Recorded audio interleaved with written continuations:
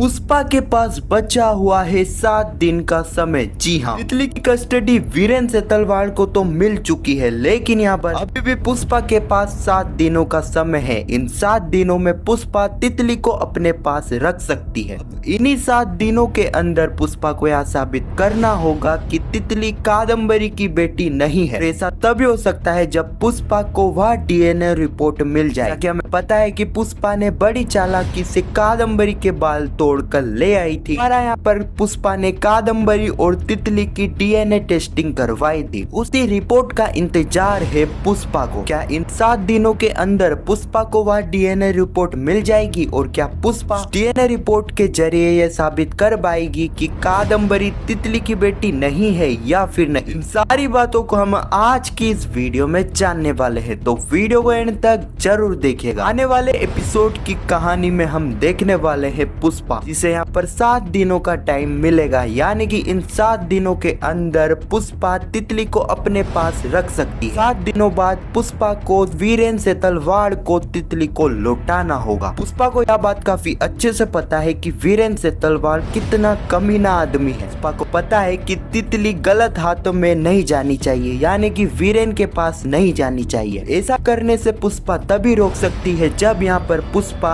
कादम्बरी और तितली की डीएनए रिपोर्ट फिर से पेश करवाए। जैसा कि हमने लेटेस्ट एपिसोड में देखा है कि पुष्पा जिसने बड़ी चालाकी से जेल में जाकर कादम्बरी का बाल ले आई थी, क्योंकि यहाँ पर पुष्पा चाहती थी कि वह फिर से कादम्बरी और तितली का डीएनए टेस्ट करवाए। पुष्पा को इस वक्त तक इस बात का भी पता लग चुका है कि तितली कादम्बरी की बेटी नहीं है। इस बात का पता अभी तक तो पुष्पा को नहीं लगा है कि कादम्बरी दीप्ति की बेटी है। पुष्पा को यह पता लग चुका है कि तितली कादम्बरी की बेटी नहीं है। जैसा कि पुष्पा ने कादम्बरी और तितली के डीएनए टेस्टिंग के लिए भेज दिया है, अब इंतजार है पुष्पा को डीएनए रिपोर्ट का। लेकिन क्या पुष्पा इतनी आसानी से डीएनए रिपोर्ट को हासिल कर पाएगी? आने वाले एपिसोड में हम यह भी देखेंगे कि कादम्बरी, जिसे इस वक्त तक जेलर यह बता देगी पुष्पा ने 7 दिनों का क्लोज का इस्तेमाल करके तितली को अपने पास रख लिया है। यह पता चलते ही कादम्बरी आग बबूला हो जाती है। कादम्बरी का गुस्सा पुष्पा को लेकर 7वें आसमान तक पहुंच जाता है। यहीं से कादम्बरी इन 7 दिनों के अंदर यह चाहती है कि वह पुष्पा और उसके परिवार को पूरी तरह से बर्बाद कर दे। इसलिए हम यह भी देखेंगे कि एक तरफ हम देखेंगे प्रार्थना, जिसे अपने सस्पेंड का लेटर मिलेगा, दूसरी तरफ पुष्पा जिसके ऊपर गोली भी चलने वाली है। और इतना ही नहीं, कादम्बरी यहाँ पर नहीं रुकेगी। कादम्बरी यहाँ पर अपने गुंडों की मदद से चिराग को भी किडनैप करवाएगी। जी हाँ, इन 7 दिनों के अंदर पुष्पा के परिवार के साथ कादम्बरी बहुत ही गंदा खेल खेलने वाली है। हो सकता है कि इसी बीच यहाँ पर कादम्बरी को यह भी पता लग जाए कि डीएनए